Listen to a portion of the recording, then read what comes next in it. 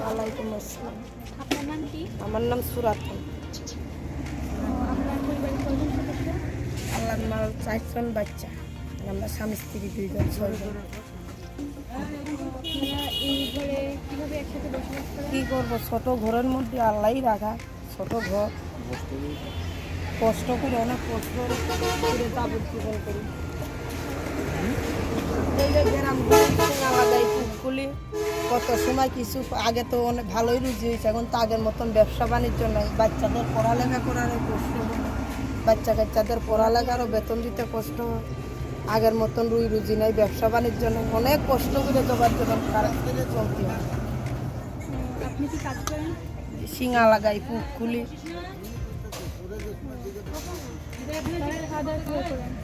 খাওয়া দাওয়া যে গ্রামে যাই 200-150 পাই, এইগুলি দিয়ে বাজার সদাই করি, ডাইল আনি, আলু আনি। আপনাদের কি ঐতিহ্যবাহী কোনো খাবার আছে?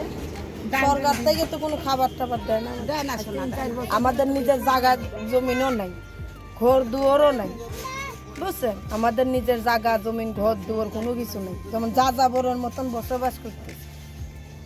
আপনারা কত বছর ধরে এখানে বসবাস করেন? এইখানে 30-35 বছর ধরে, বেশি হবে তাও কম না।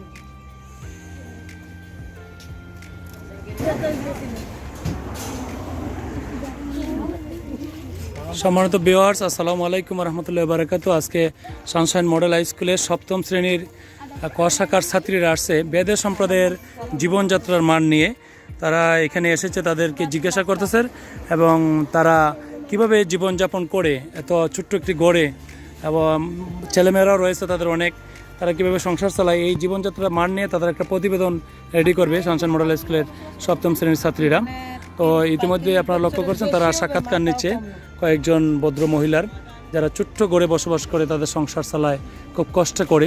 তো এই কষ্টের জীবনযাপন শেয়ার করার জন্যই মূলত এখনের যে কারিকুলাম, শিক্ষা ব্যবস্থার নতুন কারিকুলাম, এটার জীবনযাত্রা, বেদের সম্প্রদায়ের কীভাবে জীবনযাত্রা, এটা একটা পার্ট রয়েছে তাদের অভিজ্ঞতার আলোকে তারা এখানে আসছে, তারা কীভাবে কষ্ট করে সংসার চালায়, এই উপলব্ধিটুকু ছাত্রীদের মধ্যে যাতে হয়, এই কারণে এই নতুন কারিকুলাম।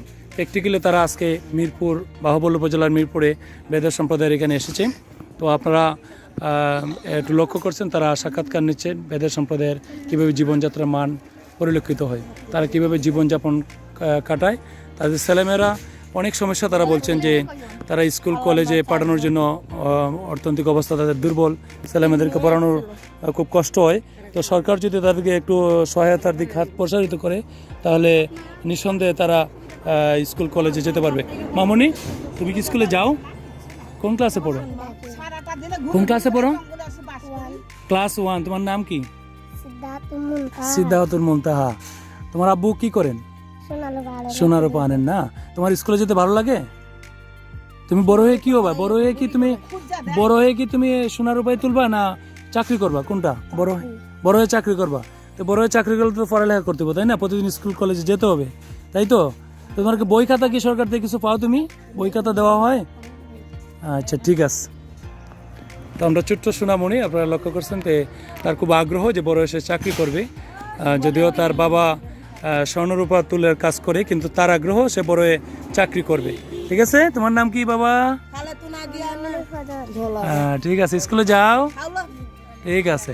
অনেকে তারা স্কুলে যায়, কিন্তু তাদের সামর্থ্য কম যে তারা যে স্কুলে গিয়ে পড়ালেখা করবে, তাদের যে ড্রেস আপ, এটা নিঃসন্দেহে আমরা লক্ষ্য করছি যে তাদের নাই। তো সমাজের এই অবহেলিত একটি সম্প্রদায়, তাদেরকে কিভাবে সমাজে সব মানুষের সাথে আনা যায়, এই ব্যবস্থাটুকু সরকার মহোদয় চিন্তা করবেন, অথবা আমাদের স্থানীয় সরকারের প্রতিনিধি যারা রয়েছেন তাদের প্রতি অনুরোধ যে আপনারাও বেদের সম্প্রদায় নিয়ে একটু চিন্তা করেন এবং সংসদে একটি আইন পাশ করে তাদেরকে কিভাবে একটা জীবনযাত্রার মান উন্নত করা যায়, এই ব্যবস্থাটুকু আপনারা করবেন। তোমার নাম কি বাবা?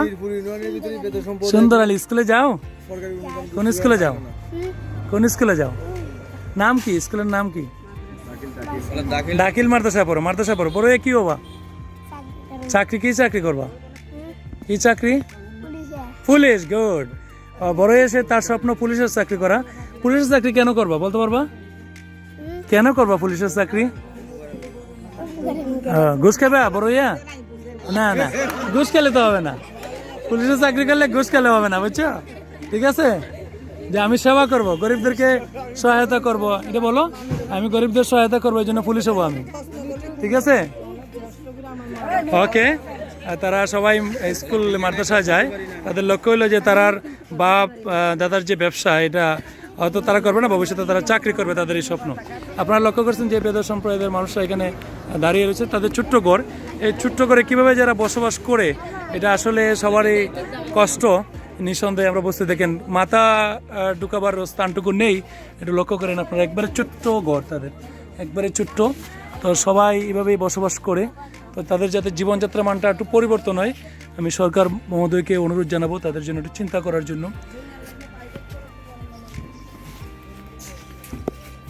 Present by Sunshine Model High School.